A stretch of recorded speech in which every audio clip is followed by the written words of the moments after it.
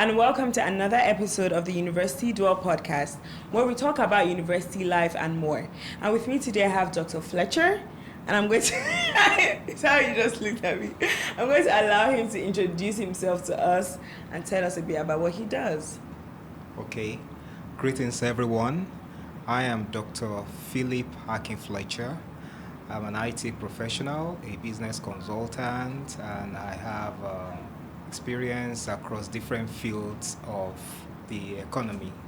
So it's nice being here, and I look forward to having an exciting engagement with you. Exactly. So let's just get right into it. Already seeing this question, I have my own answer and personal bias, but I want to know what you think. So the question is, should universities have dress codes or uniforms, or is individual expression important? So for example, I went to a private school and we had dress codes. You couldn't wear joggers, you couldn't wear like Crocs or slippers or anything, you had to wear shoes. At first when I got to the school, it was quite lenient, even more lenient than this. But you couldn't wear a sleeveless top, no matter, like, if once it's showing your arms, you couldn't do that. If you wear jeans, you have to wear a long top to cover your thighs and stuff like that. And so there were a couple of problems that came out of it. First of all, it felt like it was just women that the dress code was for, as opposed to men. And yeah, in some way you understand it, but it was a very unfair thing. But then the other point was, when it was quite lenient, it did look as if people took liberty for granted.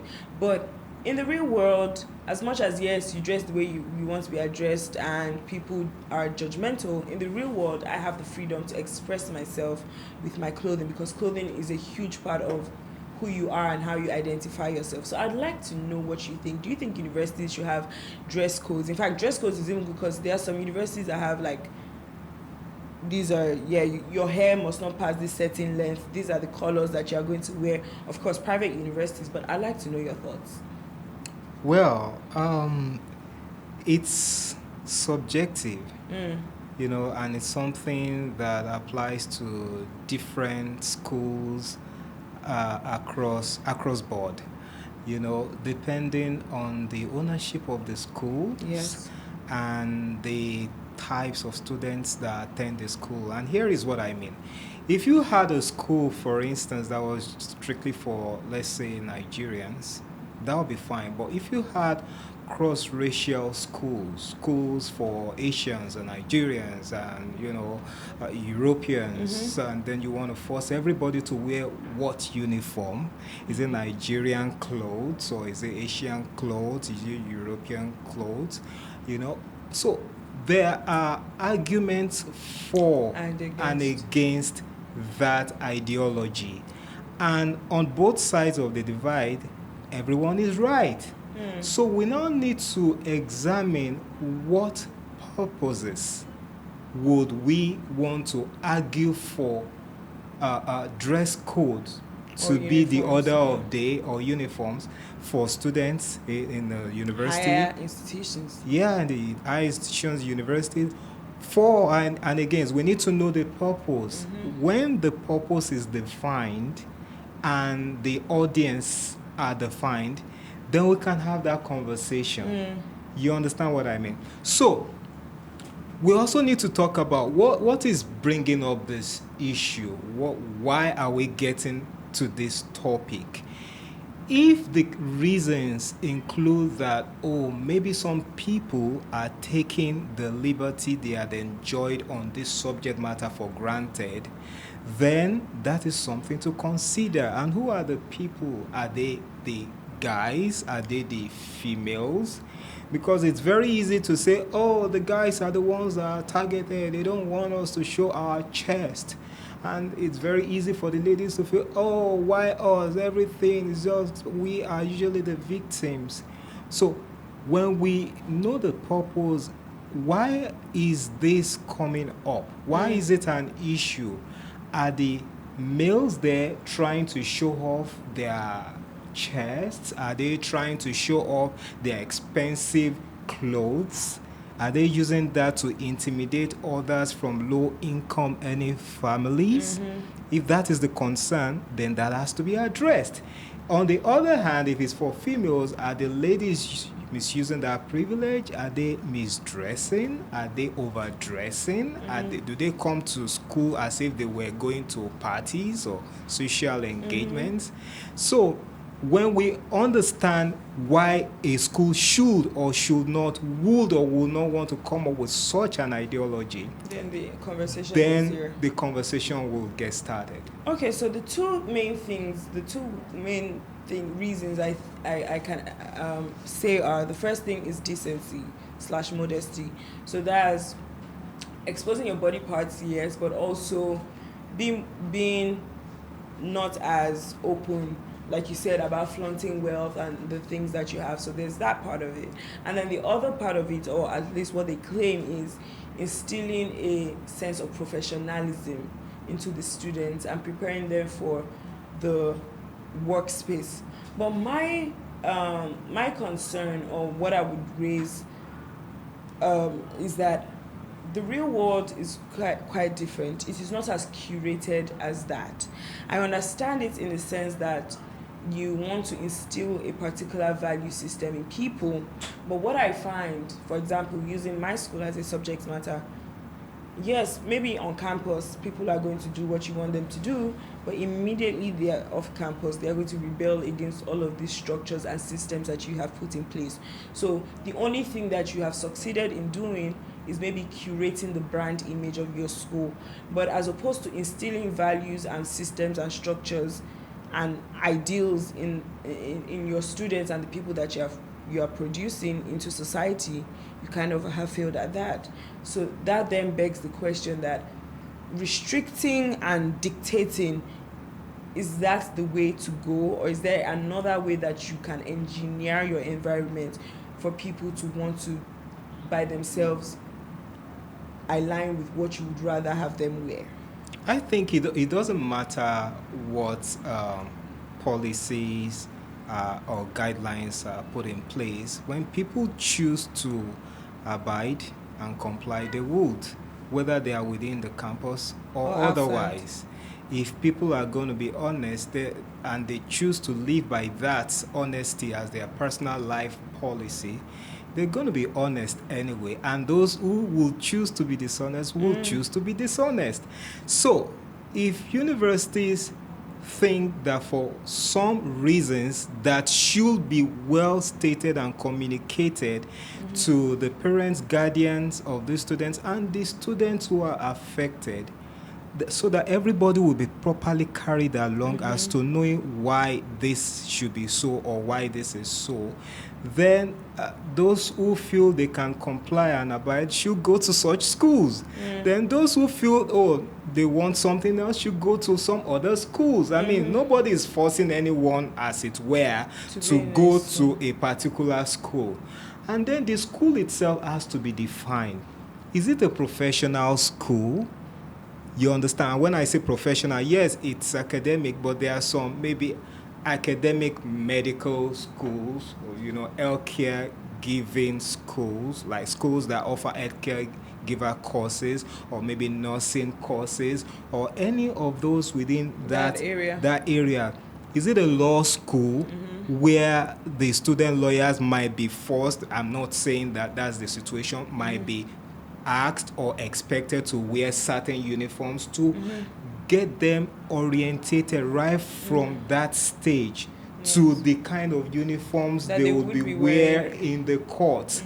So that's what I mean by professional school, not fully professional. It's an academic school, but it's also like grooming them for the professional world. Standpoint. So if it's that kind of a school, I don't think that it's right for someone to want to be a student of that school, let's say a law school or a nursing school, to say, this has been existing for long, I'm here to change it, I want to wear anything I want, dress anyhow I want, and be a student in this school. That would be totally wrong, because you should be aware of the guideline in that school before going there. Awesome.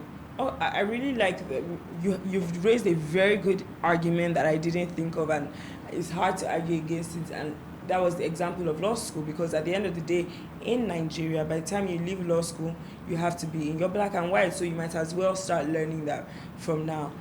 Even though that conversation is still a little nuanced, because you can throw in the spanner of the countries, as it were, that Nigeria adopted its law school system and whatnot from, have, or other countries, as it were, don't follow that black and white trend. So they don't follow that black and white trend, they don't follow the weak trend, they have evolved outside of that. So that's one part of it. But I get it when you put that statement, that argument, it makes a lot of sense. But the other thing I'd like to say then is private schools versus public schools. It would seem as though that it is more private schools rather, that have these dress codes and whatnot, and then the public schools, they are free. And then it now begs the question, or contributes to the argument, that private school students are babied and caged and given a false sense of what reality is, but they see it as they are grooming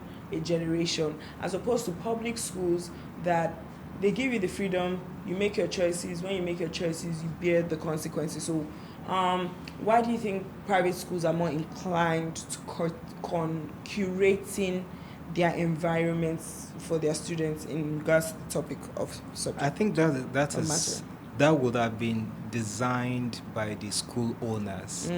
If the school owners were having a conversation, so I can just use this as an example, if the school owners were, let's say, the Catholic Church, and they wanted all their students to dress like nuns, the female students, the student going into that school, the parents, they should be aware. If you don't like it, just go to another school.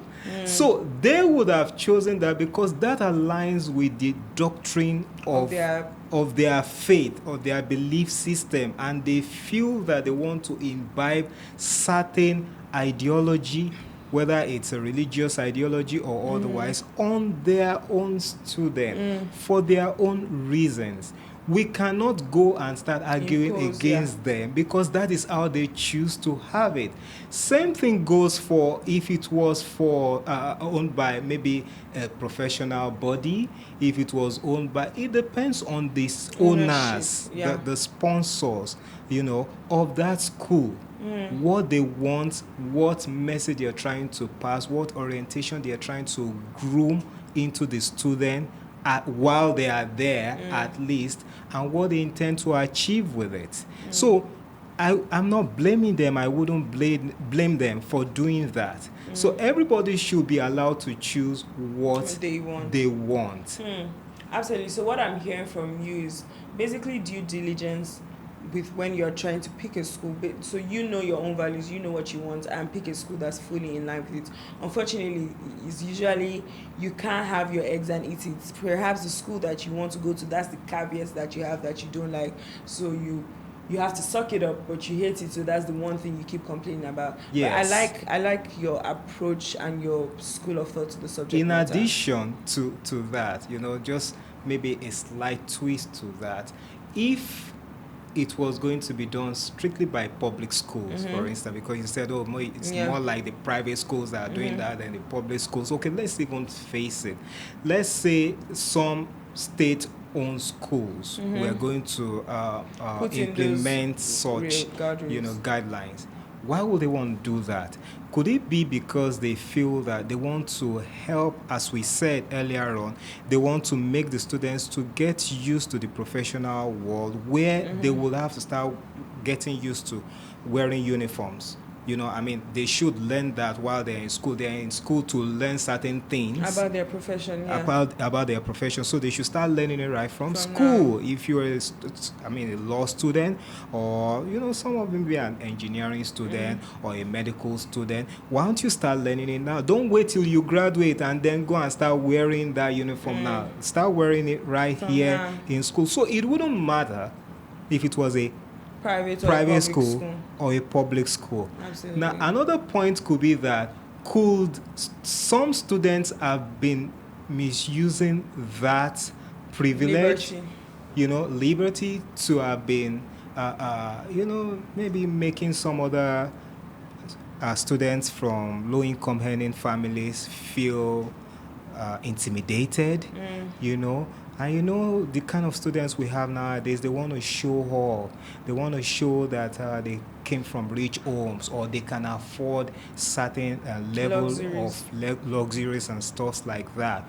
You know, the school might think, oh, we should have them focus on their education and not get distracted by fashion. Things, yes. So in view of that, let everybody wear a certain uniform so that there will be no disparity, there will be equality, everybody is all the same.